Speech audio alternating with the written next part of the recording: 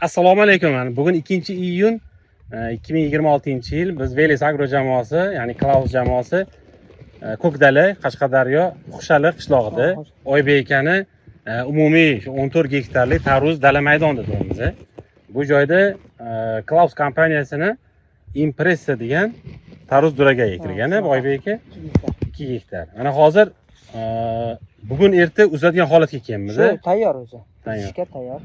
Impressa bu mana ko'p bo'lgani yo'q, Oybek aka, bilamiz. 2 yil, 3 yil bo'ldi. Nima deysiz bu tarvuz bo'yicha? Juda zo'r, juda ma'qul. Rangi ham chiroyli, ko'rinishi ham, kattaligi, razmeri yaxshi. Ha. Kiloga razmer o'rtacha necha kilo aylanadi? O'rtacha shu 10-12, 15 atrofida aylanadi. Ha. Boqsa endi ketaveradi boqilib, semirib. Hop. Tarvuzni mazalari nima deysiz? Ta'mi ham zo'r. Ta'mi, rangichi. Ichi qizilligi yaxshi asosan. Klient xohlaydigan rang. Ha.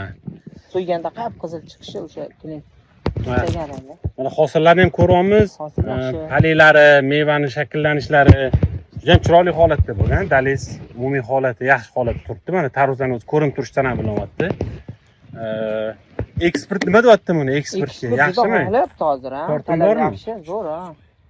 Bizdan so'raganlar ko'p. Hop, qarovda qiynalmayapsizmi impressiyada? Yo'q, buni meva tugishida. Ustun tarafi shu birinchi gulda terishlashi. Sovuq bo'ladimi, issiq bo'ladimi, gulda ushlab qolishi urug'ini, tarvuz. Ha, ya'ni salqinroq bo'lsa ham, demak, gulda ushlab qoladi. birinchi guli ushlab qolishi yaxshi. Tuk bormaydi. Ha, to'kilib ketmaydi. Ha. Boshqa duragaylar tuk boradi. Sovuq, masalan, ob-havo o'zgarishiga qarab, agar issiq bo'lib turib, risk salqin bo'lsa, gul tashaveradi. Ha. O'shamaydi, bu ushlab qoladi. Bu tarvuzimiz necha kunlik deymiz biz? Ertaki deymiz. Ya'ni o'sha ko'chat ekkandan keyin necha kunda pishadi bu tarvuz? 60-62 kunda tayyor bo'ladi. 60-62 kun. Ha, bu yil endi ob-havoni salqinligini hisobiga olsak, где-то bir 65-68 kunga cho'zildi. Ha. Ya'ni bu degani eng ertaki, eng birinchi pishadigan eksportbop tarvuz duraga hisoblanadi. Shundaymi? Shunaqa. Juda ham yaxshi xursand bo'ldik. Umumiy holat go'zal, chiroyli.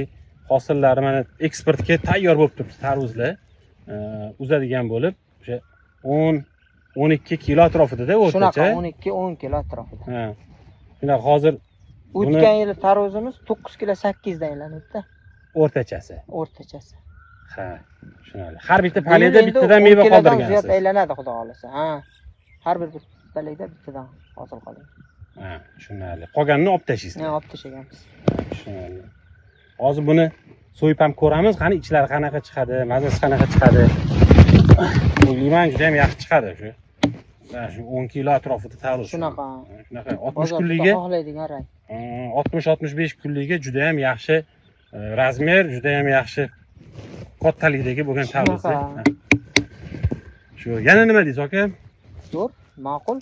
Dehqonlar ham so'rashyapti, qiziqishi bor. Yaxshi, qiziqish. Tavsiya qilasizmi? Tavsiya qilamiz, ha. O'zingiz eksiz, boshqalar ham eksinmi? Ha, bemalol. Mana tavsiya qilamiz. O'sha Ko'kdalani Xushali qishlog'i sharoitida turibmiz. Natija yaxshi bo'lgan, juda ham yaxshi. Hosildorliklari tayyor bo'lib turibdi, mana pishib. Sizlar ham ekinglar, foydalaninglar. Sinovdan o'tgan, tajribadan o'tgan, mana ishonchli tarvuz duragay, Impressa. Salomat bo'linglar. Hozir so'yamiz. So'yganda ham yana videolarni ko'rsatamiz. Rahmat, salomat bo'ling. Oybek aka, sizga rahmat. Rahmat sizga. Barakasini bersin. Sog' bo'ling. Qizilligi zo'r. Qizilligi yaxshi. Anaqa po'stloqlari ham yaxshi, o'rtacha qalinlikda. Endi mana buni kesamiz. Bu pichoqda sal uncha o'xshamasa kerak, chiroyli chiqmasa kerak. Hoppa. Oling, shartida. Shuda. Yeb ko'ringlar endi, mazasini yeting endi.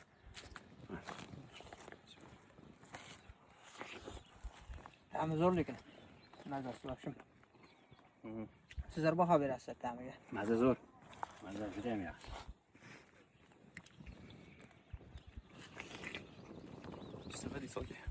Mazasi qanaqa? Zo'r ekan.